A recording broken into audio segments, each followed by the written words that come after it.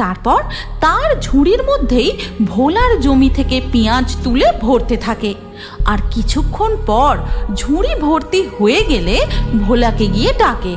এই কথা বলতে বলতে ভোলা পেঁয়াজ ভর্তি ঝুড়ি নিয়ে তাল বনের জঙ্গল পার করে তাদের বাড়ির উঠানে গিয়ে পৌঁছায়। একটা খাবো দুটো খাবো সব কটাকে কুড়মুড়িয়ে চিবিয়ে খাবো, একটা খাবো দুটো খাবো সব কটাকে চিবিয়ে খাবো।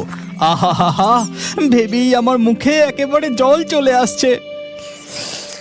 ভোলা মাথায় পেঁয়াজ ভর্তি ঝুড়ি নিয়ে তাল বনের মধ্যে দিয়ে হেঁটে হেঁটে যেতে থাকে আর মাঝে মধ্যে চেঁচিয়ে বলে, একটা খাবো দুটো খাবো সব কটাকে কুড়মুড়িয়ে চিবিয়ে খাবো, একটা খাবো দুটো খাবো সব কটাকে চিবিয়ে খাবো, হে হে নানা হো হো নানা হে হে নানা।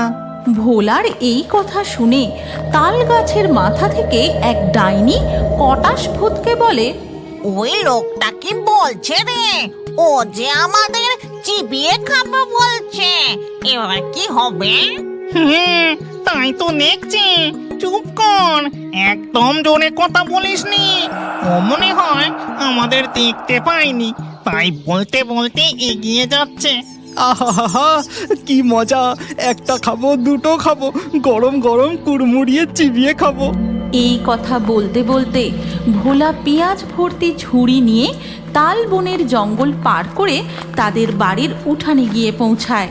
গিন্নি, ও গিন্নি, আর তাড়াতাড়ি বাইরে বেরিয়ে দেখবে আসো এবারে জমিতে কেমন পেঁয়াজ ফলেছে। ভোলার ডাকাডাকিতে